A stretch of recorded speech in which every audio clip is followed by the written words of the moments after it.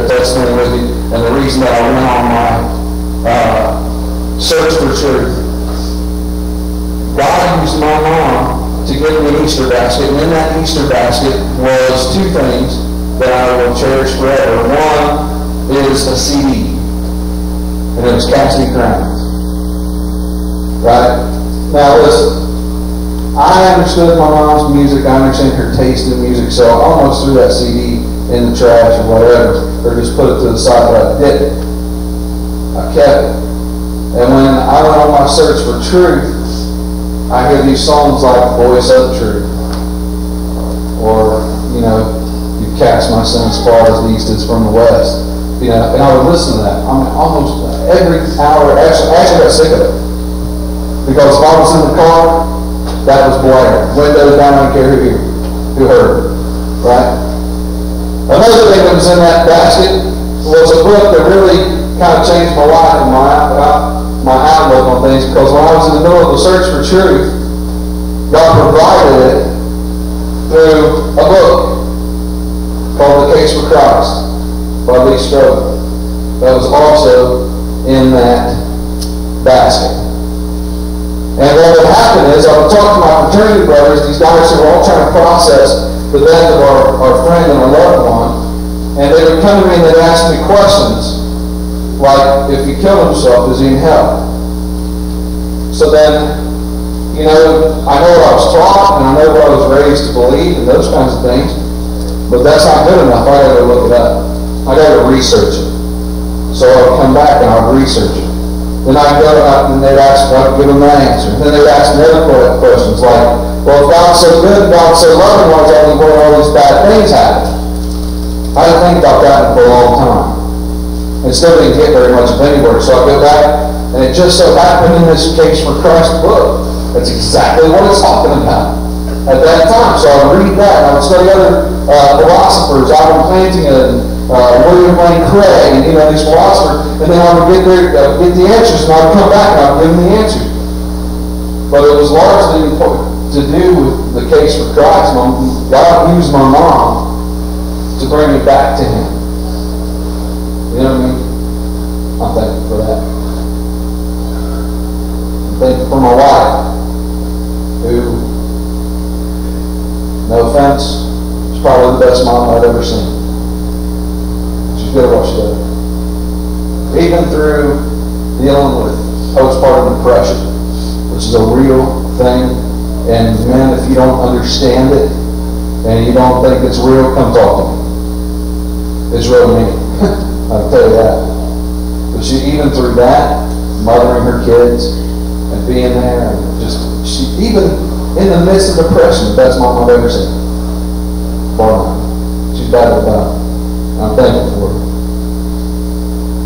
So I just wanted to mention them, because I know that the enormous pressure that they felt is some of the pressure that you feel, and that is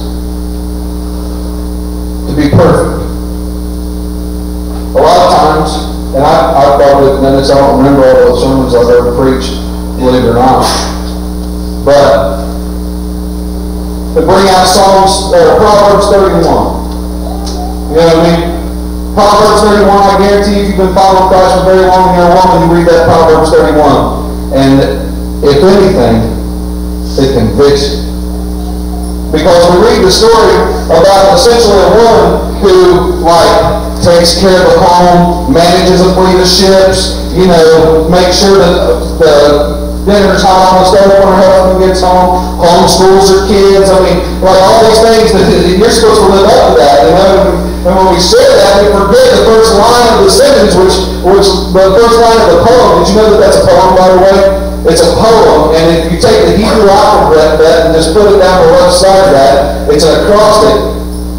So basically it would be like, in the English language, it would be like, A is for apple, mothers like to bake. B is for Bible, which she always teaches her kids. C is for cherish, which is what she really wants to feel. Yeah, that's kind of what it is. But they forget the first line, and that's like, who can follow a woman like that?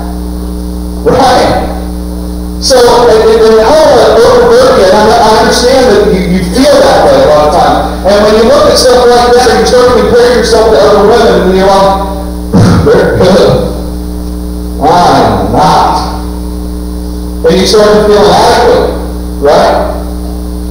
But listen, that all goes away if you understand one thing. And that is that you're called. You're called. See, because if you're called, it doesn't matter how qualified you think you are. It doesn't matter what abilities you think you have. What matters is God's will.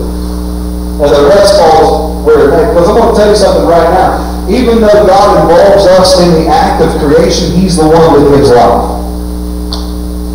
That was a great spot for an amen. Let me say it again. Even though God involves us in the process of creation, you don't know what God. He is the one who gives life. You have no power to create life. He does. Amen? Now listen, that's a basic understanding. All know that. You cannot breathe life into a single individual. God does that. And He chose you. That's pretty cool. And I want to talk about a mom who you can probably identify a lot. There's a lady by the name of Mary, the mom of our Savior. And I want to point out three things about Mary and see what you think about it. The first thing I want you to know is that a mother that's called by God submits completely to God's will. Let me say that. If you're called by God and you understand the calling, you're a Christ-following mom, then you will submit completely to God's will. And I don't think there's a better example of that than in Luke chapter 1. And it begins in verse 25. No, it's Luke chapter 2. I think I wrote this down. Yeah, it's 1. Good. But we're not going to start in 25, we're going to start at 26. It said, now in the 6th month, the angel Gabriel was sent from God to a city in Galilee called Nazareth, to a virgin engaged to a man whose name was Joseph, of the descendants of David, and the virgin's name was Mary. And coming in, he said to her, greetings, favored one, the Lord is with you. But she was very perplexed at this statement, and kept pondering what kind of salutation this was. Now, think about this for a second. You can probably relate to this statement. The angel of the Lord shows up to Mary and says, the Lord is with you. You're favored. You're favored by God. She was perplexed by the statement. God, you like, me? Really? You know what I mean? I can't really like, she probably, first of all, I would have fallen over if an angel just appeared. You know what I mean? I'm talking big one Elizabeth, I'm coming home. I would have been freaked out. Right? But she's perplexed by the statement because she, like a lot of you, doesn't feel like you're worthy of His favor or that the Lord is with you. Verse 30, the angel said to her, do not be afraid, Mary, for you have found favor with God. And behold, you will conceive in your womb and bear a son, and you shall name him Jesus. He will be great, and will be called the Son of the Most High. And the Lord God will give him the throne of his father David.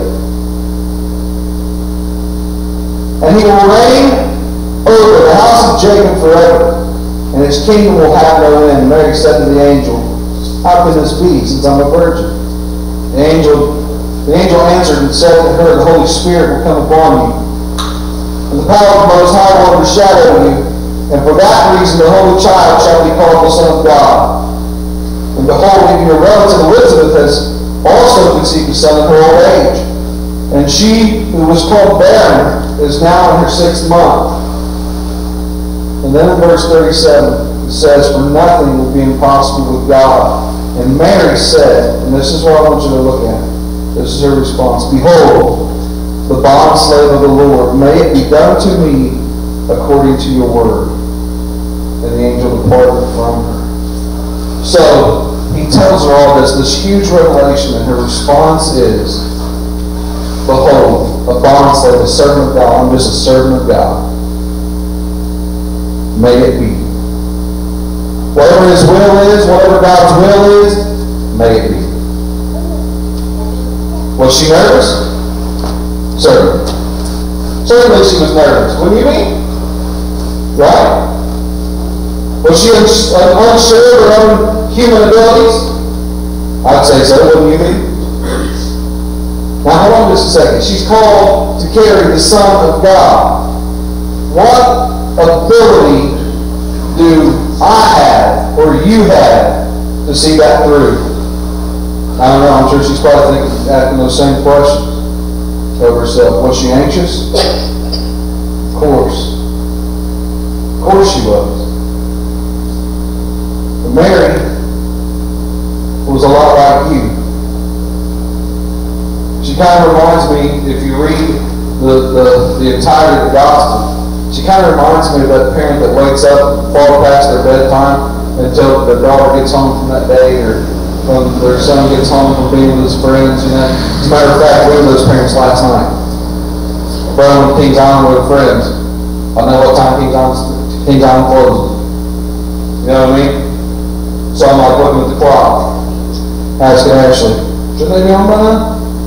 She's like, yeah, I texted Brenda, they sent me a picture of the greater sign. I was like, okay. So everybody go home. Because I want to be comforted. Well, Ashley's that way too. We're not going to bed till our babies are in the house. It's the way it is. That's kind of how Mary reminds me of. We're kind of like the dad who watches his baby pull out of the driveway for the first time on their own, going somewhere. I'm going to tell you what happens for the moms. Maybe it happens with y'all too. But what happens in a dad's heart is you start to pray. Right now. You know what I mean? This little prayer that you say in your heart for protection, that God keep them safe. See, Mary reminds me of that because she only wanted the best for her kid. You know what I mean? It's like everybody else does. She only wanted the best for her kid. She wanted some protection. Amen? For her kid. But she was also aware, probably more so than we are at times, just because of the time period that she grew up in. But life happens. She was aware that life happens. And some of those things that happen in life are not pleasant things. Y'all know what I'm talking about? But here's the difference in Mary and most of the people in the world. Here's the difference in Mary and most of the mothers in the world, the parents in the world. Mary was completely, totally, and utterly committed to God. Now I'm going to tell you something right now, that when you are completely and utterly committed to God and you're more interested in His will than your own, then there's a whole lot of things that you can mess up but still get right.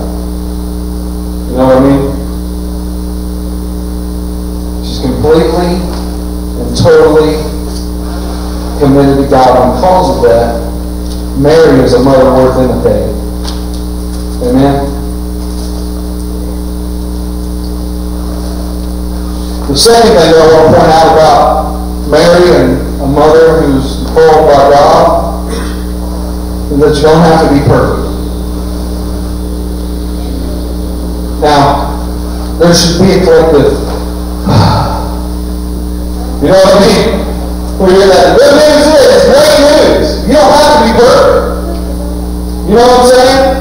So when you guys are looking in the mirror, you're thinking about all the things you get wrong, or all those kinds of things, all the places where you fail and everything else. God's saying, don't worry, I got you.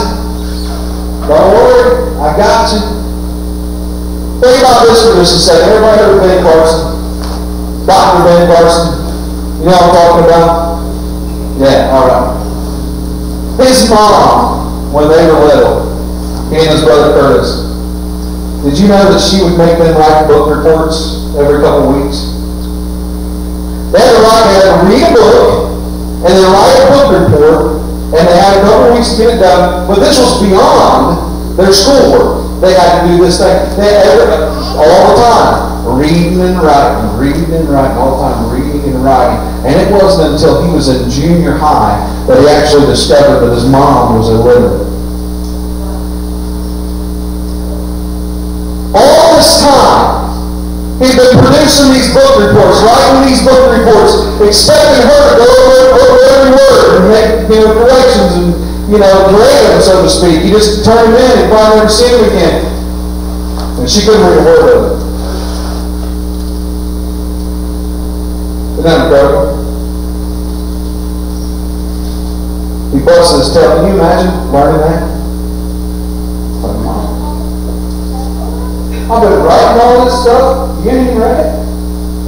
You know what I mean? But something happened with Ben Carson that he couldn't have gotten anywhere else. Can you imagine her struggle? Her struggle within her limited ability. I mean, do you think that she thought she would be able to raise intelligent sons? No. I can't even read. How are these boys going to be smart enough to do something better than what I am? But here's the thing.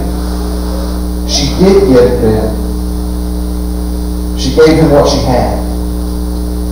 What she had was an interest. Amen? She had accountability.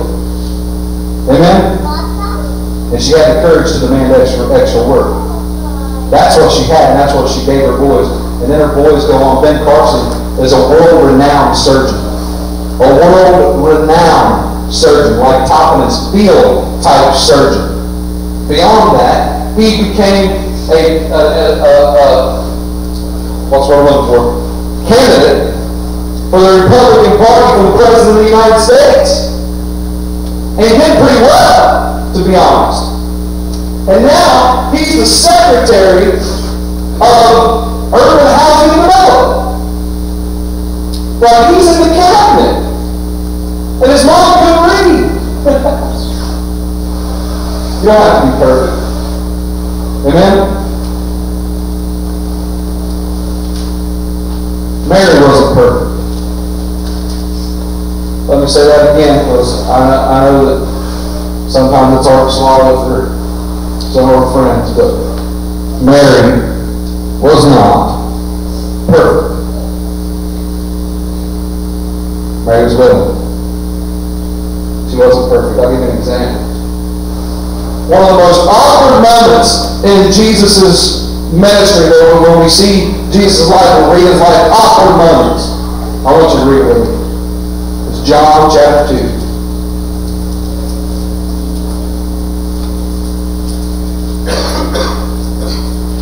It's one of my favorite miracles that Jesus did. His first miracle.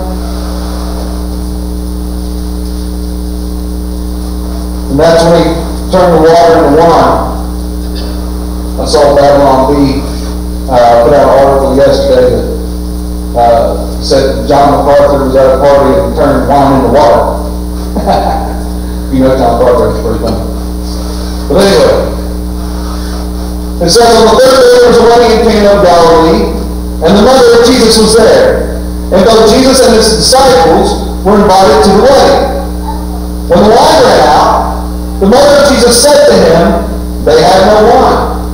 And look how Jesus responds. And he said to her, "Woman, what does that have to do with me? My hour has not yet come." That's all. First of all, when he said, kids, don't try that at home. You know what I mean? Yeah. I can just imagine if I was at Mom's house, or better yet, Granny's, and she told me to do something, and I said, "One,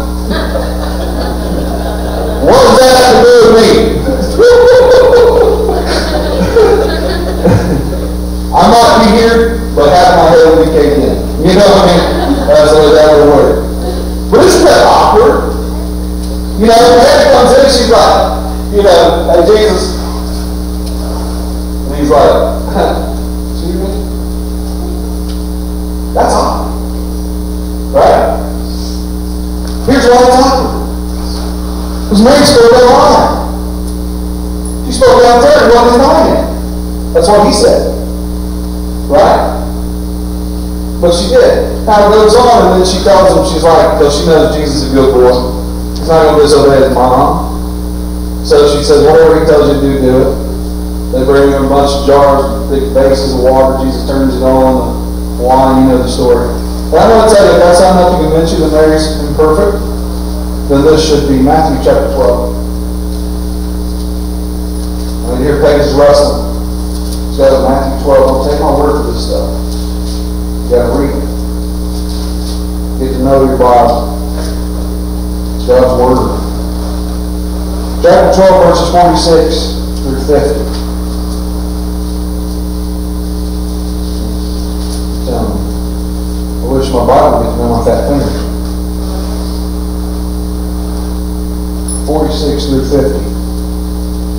While Jesus was there speaking to the crowd, behold, his mother and brothers were standing outside, seeking to speak to him. Someone said to him, behold, your mother and brothers are standing outside, seeking to speak to you. But Jesus answered the one who was telling him and said, who is my mother and who are my brothers? And stretching out his hand toward the disciples, he said, behold, my mother and my brothers. For whoever does the will of my Father who is in heaven, he is my brother and sister and mother. Now let me tell you something for just a second. That if Mary fully understood what Jesus was doing and his ministry, she would have not tried to interrupt him, not even for a moment. Am I right? That's a mistake. Now, I'm not saying necessarily it's a sin. I'm saying it's a mistake, right? She wasn't perfect. There was a couple hiccups. And that's good. That's good news. Amen? If she wouldn't have agreed with Jesus' brothers that his ministry needed temper, if she was completely understanding of what was going on. But stopping his ministry, even for a little while, was a mistake.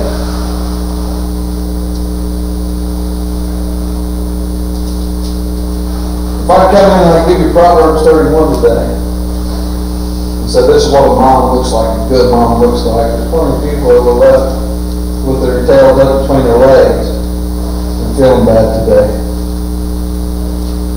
But I'm here to tell you that you don't have to be perfect. Those are good goals to strive toward. Amen? Those are good goals to strive toward. But don't beat yourself up when you fall short, because God uses you even in your shortcomings. Amen? Even if you make mistakes, God will still use you. You just have to be willing. You have to be committed. Don't get discouraged. No, there's no mom here. Listen, let me say this out loud so that you can all hear it. I know that some of you all think that there literally are some moms that fly around with their cape and their Wonder Woman outfit underneath.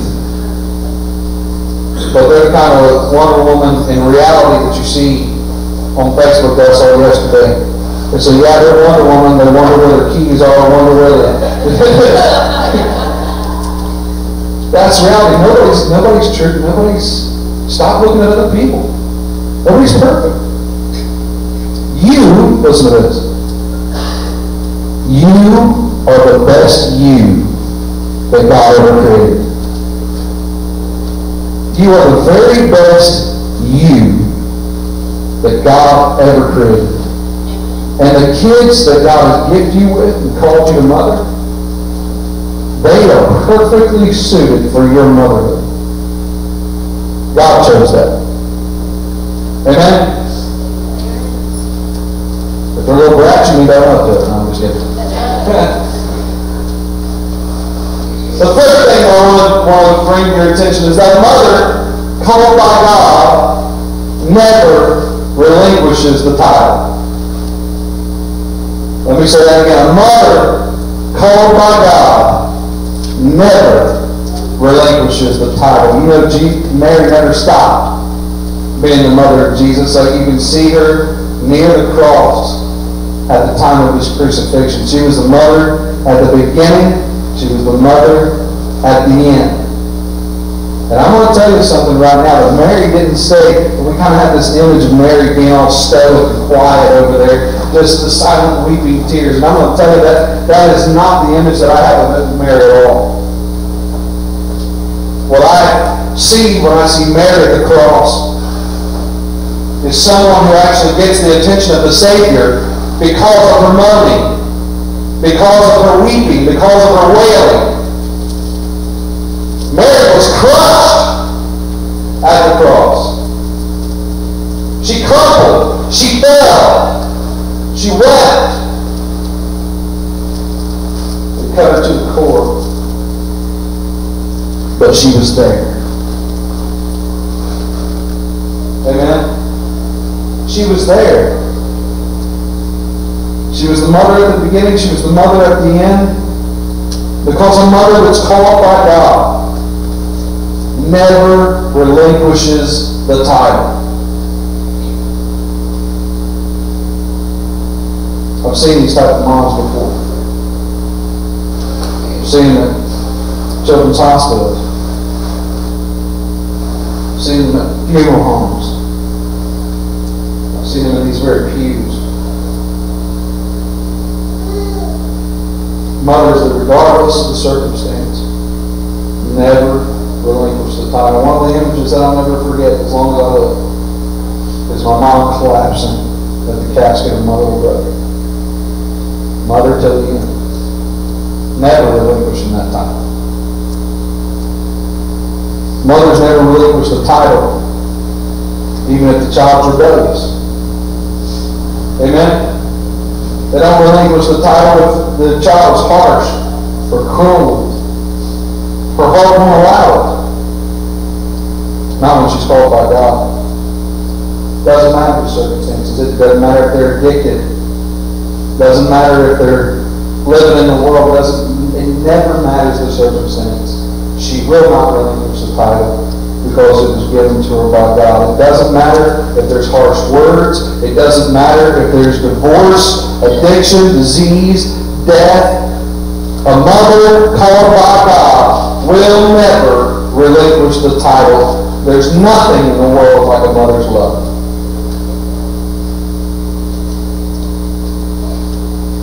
So here's the conclusion. Mary had a unique perspective of God's plan. She got to see the whole thing play out. Isn't that awesome? She was there when Gabriel came to her and told her that she was going to bear the Son of God. She was there in his childhood when he lived a sinless life. She was there when he was put on that cross and killed in front of her, murdered in front of her. She was there when he rose from the dead. You know, she's one that found the tomb empty. And she was there when the Holy Spirit's power was on display at the day of Pentecost. She got to see the whole thing play out. Front row seats to see God's plan play out. Isn't that awesome? What a gift from God would be to live long enough for parenting to make sense. Amen? You understand? She got to see that. What a gift it is to be able to see that. And some of you have lived long enough to see that parenting begin to make sense. But some of us are still in it and we're shaking our heads like, God, don't take me before that happens because I'd like to see it. You know? Firsthand. What a gift it is to live long enough for parenting to make sense. Some get to see that God's plan working even through their grandkids. And some only get to see God's plan working from the halls of heaven.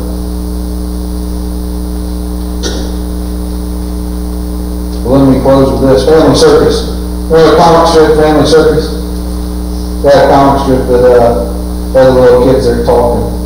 They were talking about babies. And one of the little kids says, storks don't bring babies, they come UPS. then some other kids had their various theories, but the best one was last. He said babies are connected to their mother by a biblical cord. But I'm going to tell you the true words ever spoke. See, God gives you much more than just a guide plan or a how-to-do book. He gives you His promise and His Word. There's so many things that are applicable. Everything we talked about today is out of the Bible. You know what I mean? Except the stories about Ben Carson and that kind of thing. There's so many really solid principles for raising kids. I'm going to tell you right now that if you weren't even a believer and you pick this up and start parenting according to this, it would make sense. You would do well. So many solid principles that a parent can't afford not to know. See, if you're committed to God, then you're going to be immersed in His Word. Amen? You're going to be immersed in His Word, fully committed to the calling that He's given you. So listen, I'm thankful for moms. I'm thankful for every single one of you. And I know from the outside looking in some of the struggles that y'all share and feelings of inadequacy and everything else, but I'm going to tell you that if the mom of the Savior didn't have to be perfect, you don't have to be. But you do have to be there. Amen? You never give up that time. It's yours. Forever. God's blessed you with it. He's called you to it. And since He's called you to it, He's blessed you with it, then guess what? He gives you grace in the moment for every single moment of raising those babies until He takes over for you. You know what I mean? He's so good to us. So while we're not here to glorify moms, we're here to glorify God. One of the ways we do that is by thanking Him for the blessings that He's given us, and that includes, especially today, the blessing of our moms. So don't take it lightly today. She wants you to go out and eat in a place that you can't stand, like China Garbage Buffet. That's what I call it too. I can't stand it. We were over at the house. Brenda was like, "We're going to get food after church. I'll walk in Mother's Day wherever your mom wants to go." That's where we're going. She's like, "Even China Garbage Buffet?" And I'm like, "You said that like 2 days ago." That's why that was my response. Well, because she wanted to eat there with her sister, and she was like, "Well, probably not trying to go to that." I'm like, "Okay, good." So probably all of her. She loves small birds, so. But anyway, she gets to go eat where she wants, you know. She wants to take you one of those places to go. She wants you to help put her garden out. Help put her garden out. She wants you to just sit and eat at her house and be with family. Treasure every last moment. Because I'm going to tell you, there's a lot that are out there that don't get to do that today. And there's more jealous than you could possibly imagine that you get through. And I see that firsthand too with my wife. So it's a good day to be thankful to Mom. I'm going to pray, and as I do, you know, if you maybe have kind of lost focus of that calling, then it's a good day to get back to it. It's a good day to just give yourself to Christ, sell out to Him, and let Him work in you whatever He wants to work in you, and just love on you. But know today that we are thankful for you. So let's pray. Heavenly Father, thank you so much for moms. Thank you for the example after example after example of the Scripture of moms. And we're thankful for the choice that you made in Mary. That she wasn't somebody who was, you know, high up in a political career or had massive worldly importance or anything like that, but instead, she's just a girl. A girl who is totally committed to you. And willing to say, whatever it is that you have for me, Lord, I accept it. May it be. Just as you have said. So Lord, let each of us today in our hearts have that same kind of attitude where we say, Lord, whatever it is that you have for us, may it be just as you've said. Lord, I also pray that that example of Mary would stand out in the fact that you don't have to be perfect, you just have to be there. And Lord, I'm thankful for those who've chosen to be parents to adoption. I'm thankful for them. And their understanding that they don't have to be perfect. They just have to be there. Lord, parenting is hard work. You know firsthand. It's hard. It's hard to send your kids out into a world that you know is not focused on you. That's willing to tear them apart if Satan could have his way. So Lord, we all pray for protection over our kids and trust them to you. Lord, I'm thankful for the moms who are sitting in this room right now. Some that could be that I never will understand. They'll be the mom until the end of time because they know they never called you. Lord, I pray that they would totally immerse themselves in your word. And love us so much that you give us our only salvation through your Son. His work on the cross, but we also give us your word.